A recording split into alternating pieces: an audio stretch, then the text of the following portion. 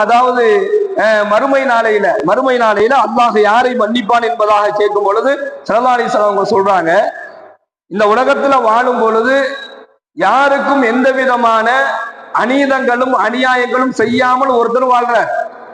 அவருக்கு நியாயமான முறையில் அநியாயம் செய்வதற்கு வாய்ப்பு கிடைக்குது. அநியாயம் என்பதுல ரெண்டு வகை இருக்கு. ஒண்ணு, வேணுக்குன்னு ஒருத்தரை போய் அநியாயமும் அநீதமும் செஞ்சு ஒருத்தரை ஒரு பொருளை அபகரிப்பதோ அல்லது ஒருத்தரை அசிங்கப்படுத்துறதோ எது வேணாலும் இருக்கலாம்.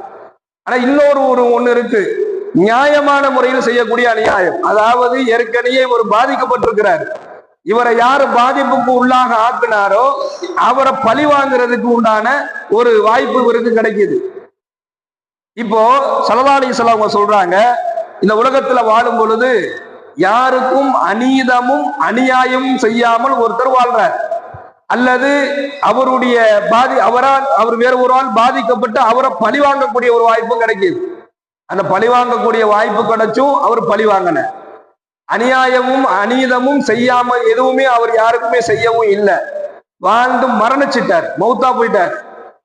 நாளைக்கு மறுமை நாளையில இவருடைய ஏடுகள்ல அவருக்கு என்னென்னமோ பாவங்கள் இருக்கலாம், ஆனால் அவரிடத்துல இந்த ஒரு செயல் இருந்த காரணத்தினால அல்லாஹ் அவருடைய எல்லா பாவங்களையும் மன்னித்து விடுவான் என்பதாக நாயகம் ஸல்லல்லாஹு அலைஹி வஸல்லம் அவர்கள் சொல்லி காண்பிக்கின்றார்கள். அப்ப கண்ணியமிக்க சகோதரர்களே, அல்லாஹ் மிகவும் இரக்கத்திற்குரியவர், ரவுஃபுர் ரஹீம் என்பதாக அல்லாஹ் சொல்றான்.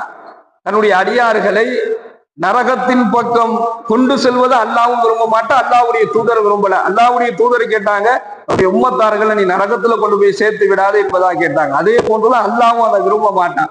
அடியார்களிடத்தில் இருக்கக்கூடிய நல்ல நல்ல செயல்களை கொண்டு அல்லாஹ் அவர்களுக்கு உதவி செய்வான். அந்த அடிப்படையில ஃபக்ஃபிர்லனா, இறைவா எங்களை மன்னிப்பாயாக.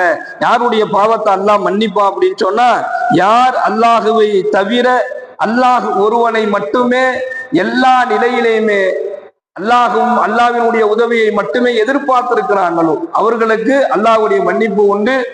இங்க யார் அதிகமாக தௌபா செய்றாங்களோ அவங்களுக்கும் நாளை மறுமையில் அல்லாஹ் மன்னிப்பை வழங்குவான். யாருக்கும் அநீதங்களும் அநியாயமும் செய்யாமல் வாழக்கூடிய ஒரு நிலை இருந்தால் அவருக்கு அல்லாஹ் தன்னுடைய மன்னிப்பை வழங்குவான் என்பதாக